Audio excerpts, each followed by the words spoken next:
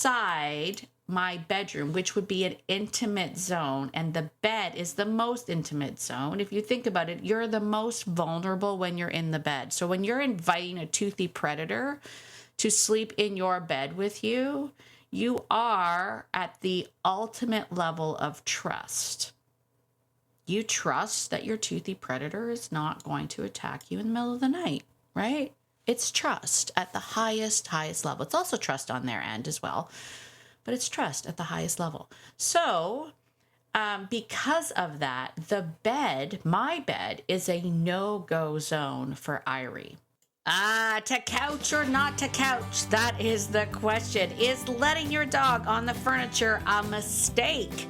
I'm weighing in on that topic today here on the podcast. Let's get into it. Ready to have a calm and peaceful life with your dog without the stress of those fear-based behaviors? Hi, I'm Tracy, and I've been there, overwhelmed by all the conflicting dog training advice and unsure of what to do next.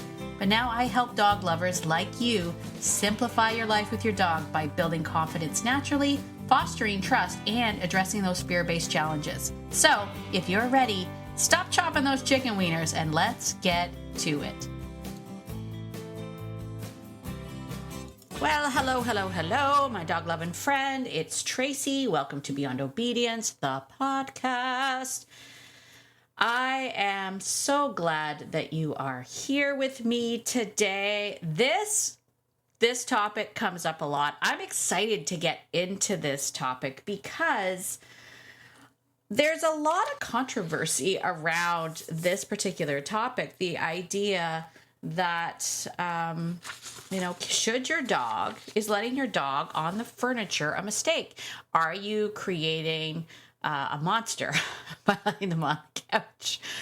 And while there are many trainers that will caution you against letting your dog on the furniture, and the other side of that is, well, of course you let them on the furniture, right? They're part of the family and all of that sort of stuff. But I have to say, my stance on this is, I think that you can have your cake and eat it too.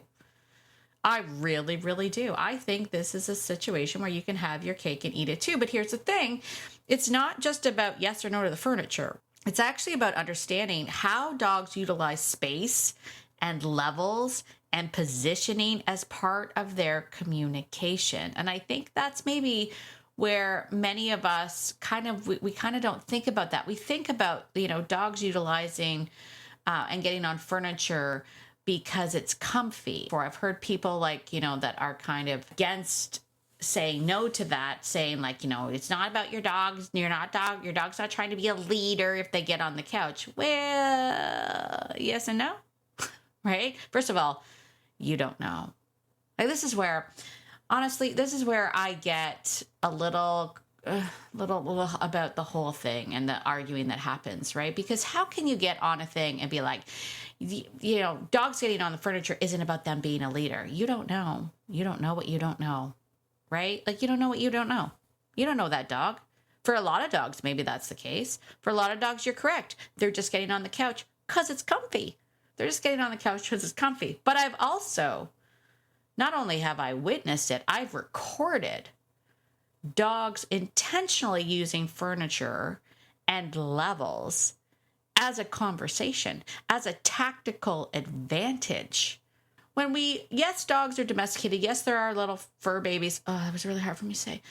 Yes, they are all of those things. Yes, we love them more than anything. Yes to all of those things. But at the end of the day, they are still toothy predators, and they are rooted in survival. The things that they do is part of survival. It's all they really know.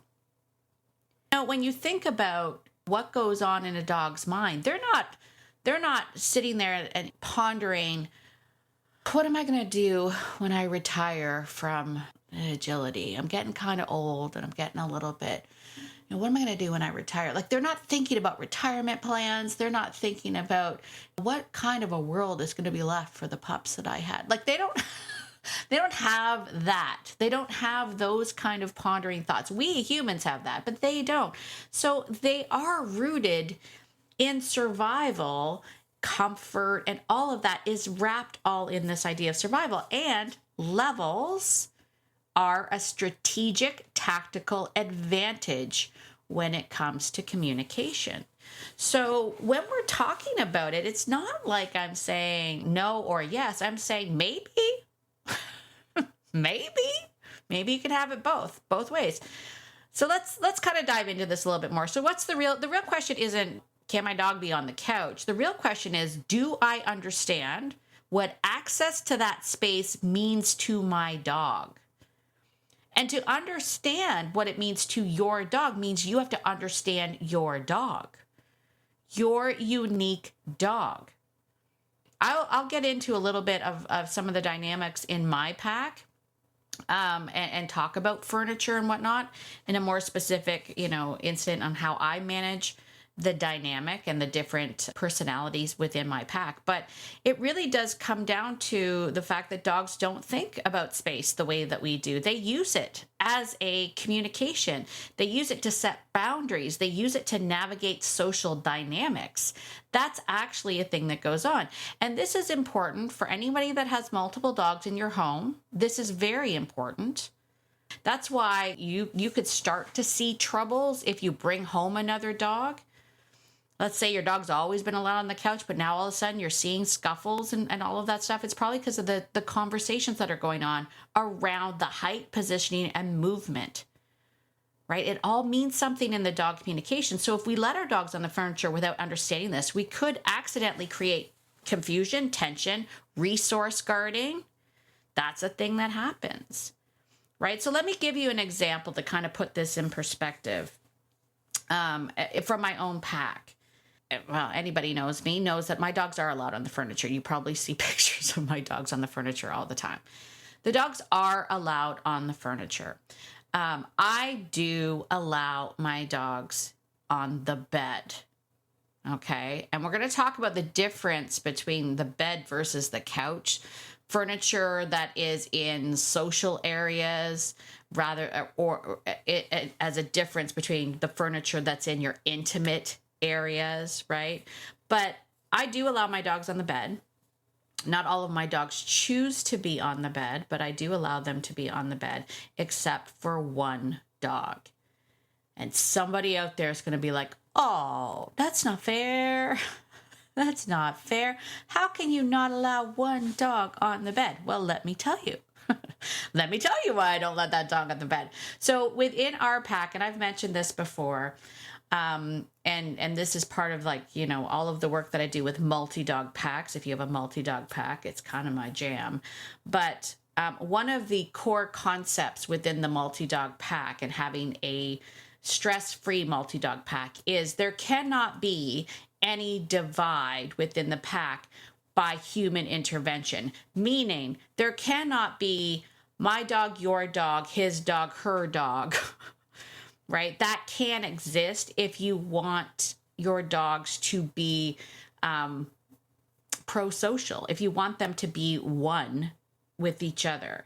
You can't have, even if and I see it all the time, especially with people that, they started off dating or whatnot, and he had a dog and she had a dog, and then they decided to move in together. And when they move in together, they still say, my dog, your dog, right? There's still this, this is mine and this is yours. What that does essentially is it creates an us versus them mentality within your pack.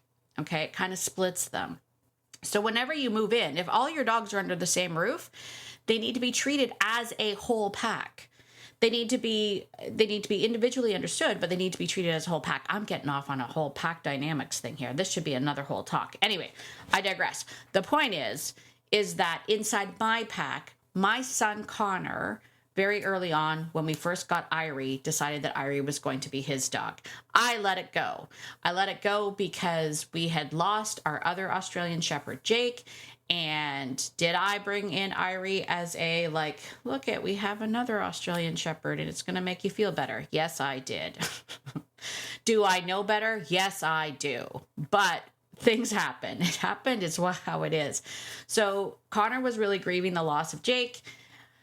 I didn't have the heart to be like, no, it's everybody's dog. So we kind of let it stand. Plus, it was a gorgeous thing. It was just like, I have all these pictures, like boy and his dog. Like it was so lovely. Anyway, so ever since then, Connor has always said Irie's his dog. When we moved here, Connor started taking Irie into his room.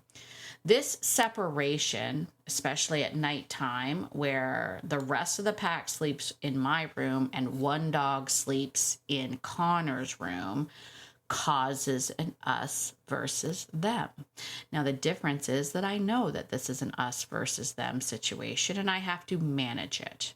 I manage it during hot spots, like areas like feeding time, thresholds like doorways when they're running out the door, and for getting on furniture. And the reason why I do that is because Irie is an intact male, but he is unconfident. Nigel is an intact male who is confident. I favor Nigel, if I'm being honest. So that causes a slight dynamic. Right? I'm just being real with you. Just like everyone else, I have a favorite, right? So what happens with that is inside my bedroom, which would be an intimate zone, and the bed is the most intimate zone. If you think about it, you're the most vulnerable when you're in the bed. So when you're inviting a toothy predator to sleep in your bed with you, you are at the ultimate level of trust. You trust that your toothy predator is not going to attack you in the middle of the night, right? It's trust at the highest level. It's also trust on their end as well, but it's trust at the highest level. So because of that, my bed is a no-go zone for Irie. Irie will quite often, if I'm watching TV and whatnot, he's welcome in our room, and he does quite often come in the room and he sleeps in a tiny little ball right beside on like my side. And I let him come in, but my son will come in and be like, oh, you gotta let Irie in the bed. And then he'll like make a thing like, oh, Irie, get on the bed. And I'm like adamant about like, no, because if you level up Irie in the presence of Nigel on the most intimate zone in our room, the ultimate intimate zone of trust, Nigel is going to have a problem with that. And Nigel's going to have a problem with that, and rightfully so, because we have, unfortunately, created an us versus them mentality in our pack. The difference is that I know it. So these rules of Irie not being allowed on the furniture is based on the fact that Connor wanted Irie as his dog. Now, nobody feel bad for Irie. Irie lives in Connor's room. Irie is allowed in Connor's room. Irie has a very cushy, lovely life in Connor's room. We just have to monitor it in other ways. So I can't allow Irie on the furniture in the presence of other dogs. And if he does get on the furniture in the presence of the other dogs, you know what will happen? Nigel will start marking in my house. Like Nigel starts marking, I guarantee Nigel would mark the corner of my bed. And it's going to start a whole marking thing. And I'm like, I'm not having it. That's the reason. This is what I'm talking about when I say you can have your cake and eat it too, but you got to understand the dynamics. That whole dynamic is based on a couple of factors. The factor that I have two intact males, one of them's confident, one of them's unconfident, and that we have created this us versus them. So it's just a no-go for him. So this is how dogs use levels and space as part of their communication, right? Higher spaces actually means a better vantage point and more control over movement. Like tactically, that's what it means to dogs. Being high up gives some dogs a confidence boost, which is why if you have an unconfident dog or a fearful dog, getting them to do environmental agility and encouraging them to sort of do that is a great way to help them build confidence. But for others, it can also create a false sense of I don't know, like even responsibility, feeling like they need to watch over space when they actually don't, right? It could actually cause a bit of anxiety in some other dogs. Space in itself is a conversation, right? In dog language, controlling movement is controlling the situation. And some dogs will naturally use this to block other dogs or even people. We see this all the time in social media posts, right? People that think it's funny that when I go to hug my husband, my dog cuts in between us. My dog goes in between and separates us. And people think it's funny. It's not. It's a conversation. Okay. So you need to know what it is that your dogs are doing, right? When they take space, when they utilize levels. Bottom line, if you are unsure about your leadership, where you stand with your dog, then the no furniture rule is probably a good idea, because it's not for every single dog and it's not for every single human dog relationship. If you are someone who hasn't quite defined what that relationship is, there's lots of different types of relationships out there. I've mentioned this before. I'll mention it again. This is why when people will say things like training will help your relationship, depends on what relationship you have with your dog. It depends on what you want. What is it for you and your dog? You get to figure that out.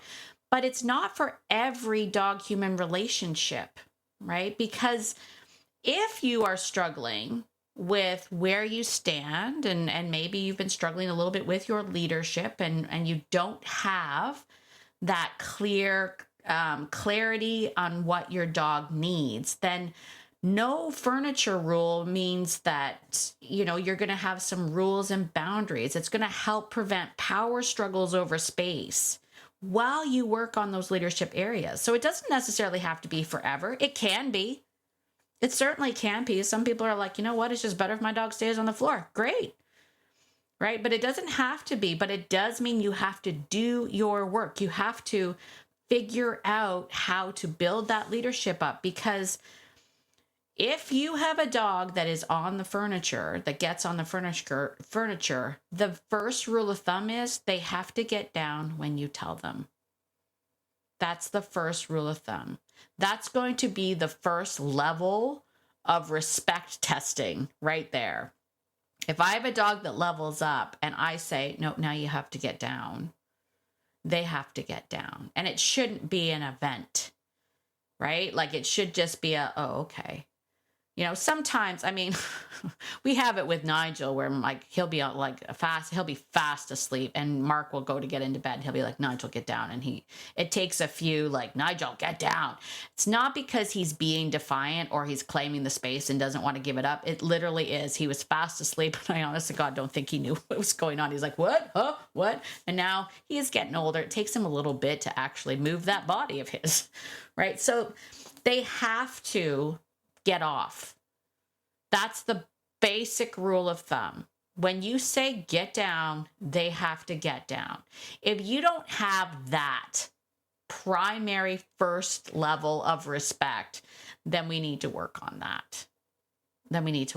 For sure. And here's the other thing to keep in mind. When we're working on that, this is the different levels, okay? I'll break this down for you. Here's the different levels. When we're working on that, you need to be able to ask your dog to get off when you're standing, okay? So you walk into the room, the dog's on the couch, you say, please get down, and they get down. Great. Next level of respect, though, is can you get them to get off while you're sitting down? That's a harder one. Try it. Try it today. The dog, you don't have the same authority. Who is that does that? Authority. I think it's Cartman from South Park. Anyway, you don't have the same authority from a seated position. You're going to find. Try it, test it, let me know how it goes, because I'll tell you right now, lots of people lose their authority as soon as they sit down. And then the final level of respect is, can you do it laying down? If you're a person that likes your dogs to be on the bed, while you're laying in bed, can you get your dog to get off the bed without booting them with your foot? Just booting them. But can you say, okay, get down, and they get down?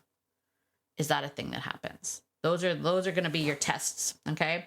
And then I also want you, if you're like, I really want them to be able to be on the furniture and I want everybody to be comfortable, especially if you have multiple dogs, but this happens with people too. I want you to start listening to conversations. How do we tell the difference? How do we know if it's conversation or they're just getting comfy?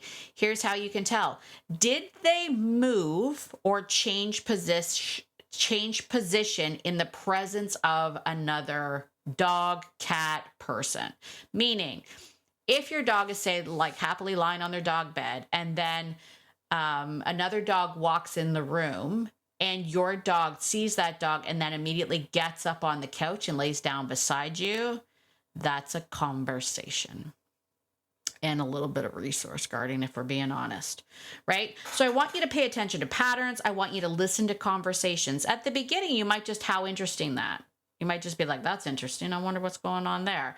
If it starts to happen a lot, then you know that you've got dogs having conversations. And here's the problem with conversations.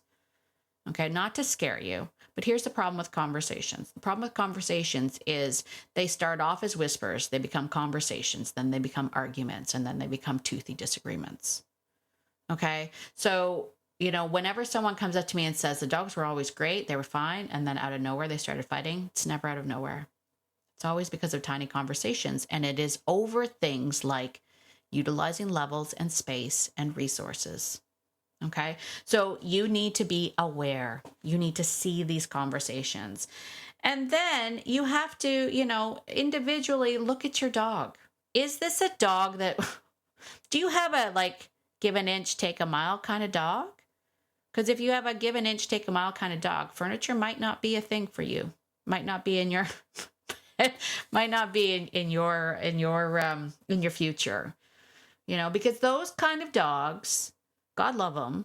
Those kind of dogs, though, they require you to be constantly on your leadership. You need to be checking that leadership scorecard every single day. And trust me when I say they are checking those points, right? Here's where we lose. Let me just tip this out. Here's how we would lose that, especially when we're talking about furniture, because we all do it.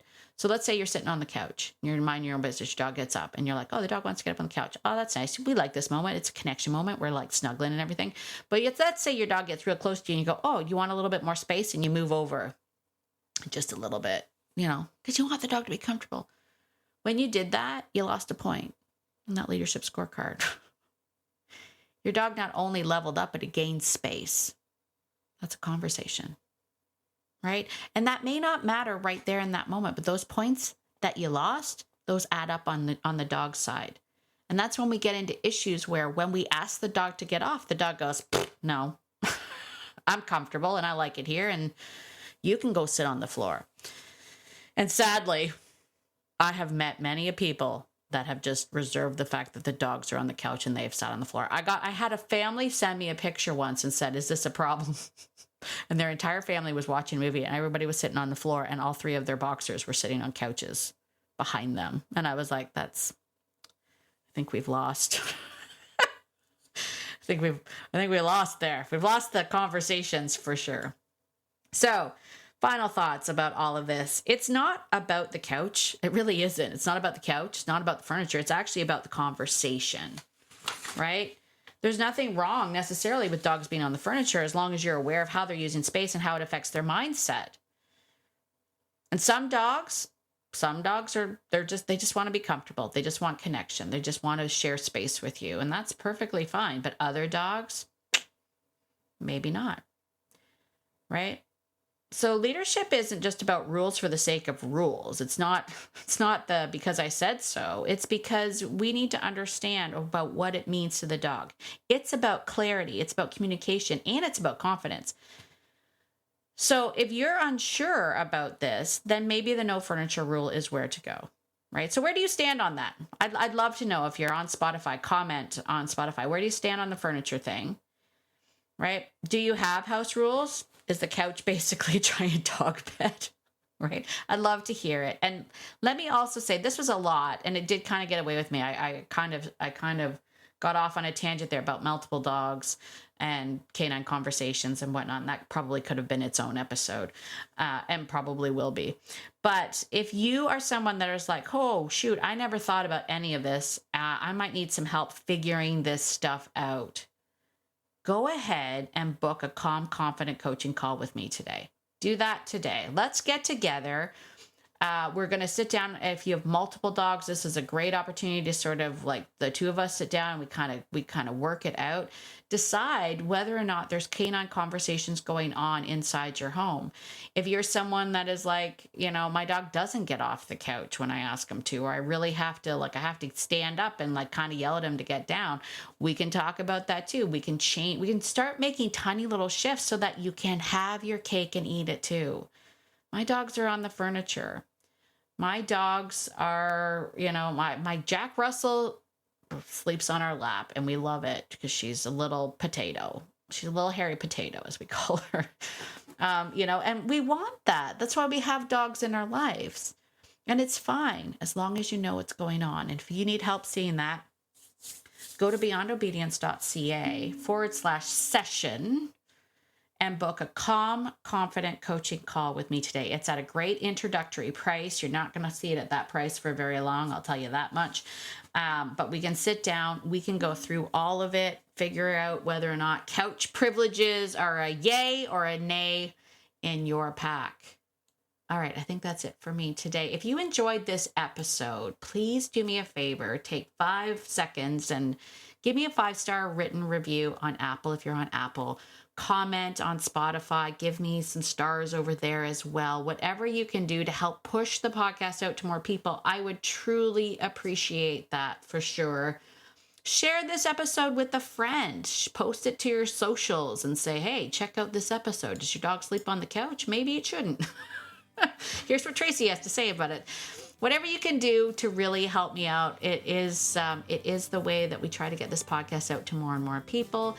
As always, get out there today, my friend, and be the person that your dog thinks you are, because your dog thinks that you're amazing, and so do I. Have a fantastic day, and I will see you in the next episode. Bye for now.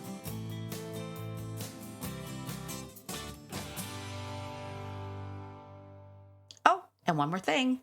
This podcast is meant for entertainment and education purposes only and is not meant to replace hands-on professional training. If you are really struggling with your dog, please reach out to a professional in your area. All right, I think that's it. Bye for now.